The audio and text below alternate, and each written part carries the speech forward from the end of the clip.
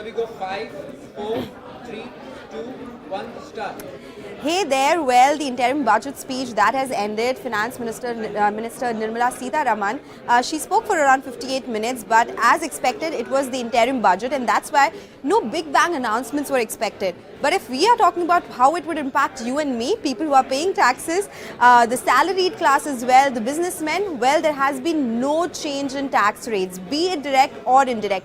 And that is something which was expected. Though people were talking about maybe an increase in standard deduction that would help pay lesser taxes or reduce the taxable income, so to say, but there has been no change. In fact, the finance minister went on to say that this is directional. They will come up with the entire roadmap in the July budget, so confident of their victory it seems. But yes, they did say that there will be no changes in tax rates for the salaried class or for businessmen as well, but they did indicate that they are taking some measures to make it easier for taxpayers, especially the salaried class. The first one is that disputed direct tax demands till 2009-2010, which is up to 25,000 rupees, they will be withdrawn. This is to promote ease of doing business, be it for a business person or be it for people who are getting income from other sources. So if you have to pay, you have a pending demand of 25,000, this is up to financial year 2009-2010 or assessment year 2009-2010, you will not have to pay that. That has been withdrawn.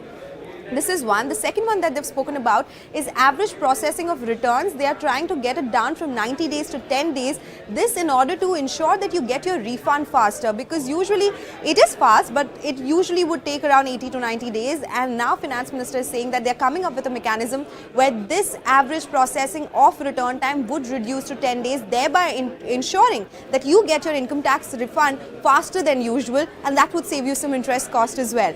Now the big thrust otherwise also has been green economy, and that is something that they've spoken about ad nauseum. In the speech as well, they spoke about one of the biggest pillars being energy security and the other one being the green economy part of it. So they are promoting coal gasification, they are promoting energy security, they are promoting ways to ensure that we are not dependent on imports for any sort of energy needs, be it gas, be it crude as well. There will be a lot of focus on biomanufacturing and biofoundry as well. That will ensure that the manufacturing process becomes greener and there's not much emission coming out of it.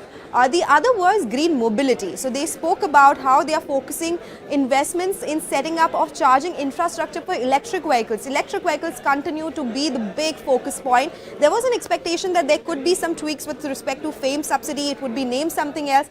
That hasn't come about yet. We are still to go into detail with the budget document, but by the speech of it or by the looks of it, it looks like it will be more investments in EV charging infra in order to ensure that people do not have the range anxiety that if I go from one place to the other, what if there's no charging infrastructure available? So that is one bit of the green economy side. There's a lot of focus on healthcare. They did say that health is something that they want to focus on a lot, and that is something that they have continued to talk about here.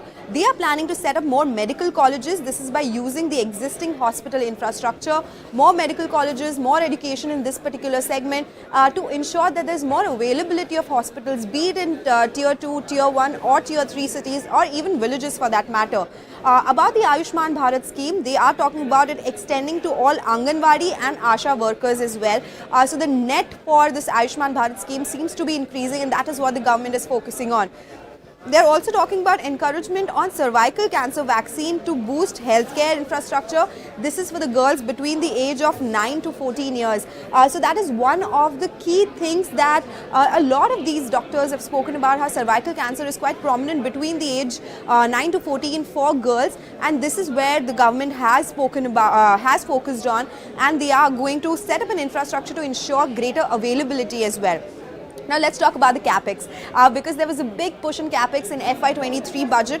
Now if we talk about this particular year, since it's vote for account, there was not much of an expectation. Maybe anywhere between 15 to 20% would have been the increase in capital expenditure.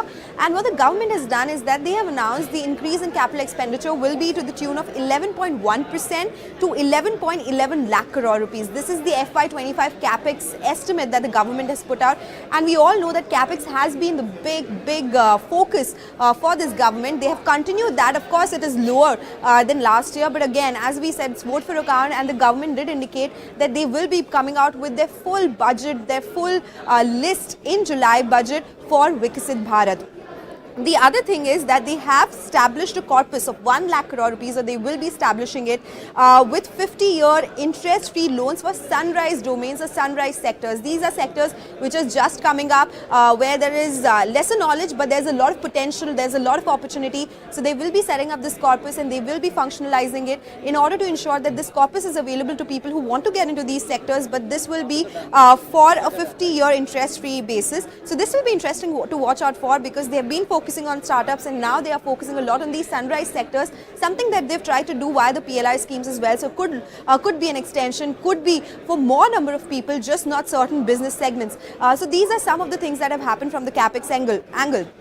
The other thing has been railway infrastructure, right? We have spoken about Vande Bharat being a big push point for the government.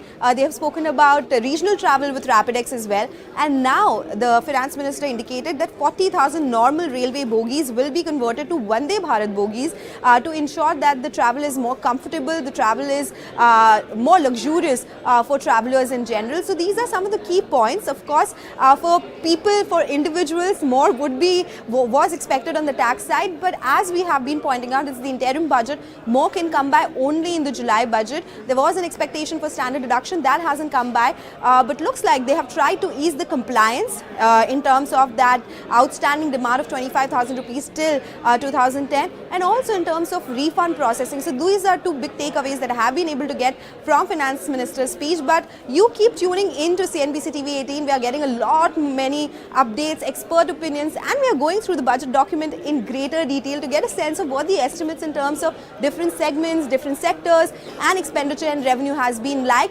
So keep tuning in. We'll get you all the updates. But for now, that's it from my side.